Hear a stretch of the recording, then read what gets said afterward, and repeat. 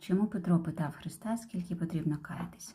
Тому що ми завжди шукаємо якісь межі і правила. Де та межа, коли досить, скільки разів можна падати, який ліміт на прощення, бо звикли мати чіткий лічильник. Тому покаяння – це таємниця, яку багато хто не розуміє, бо вважає, що достатньо покаятися один раз або інколи, і все, ніби святі.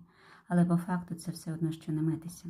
Чим довше уникаєш води, тим страшніший вигляд і тим жахливіший аромат навколо, хоч сам уже звик. І саме тому Христос відповів Петру про 70 разів по 7, бо рахунку немає. Але сенс не в тому, що просто покаятись і повернутися до того ж. Ісус вчив, що очищатися слід задля зміни, задля справжньої досконалості.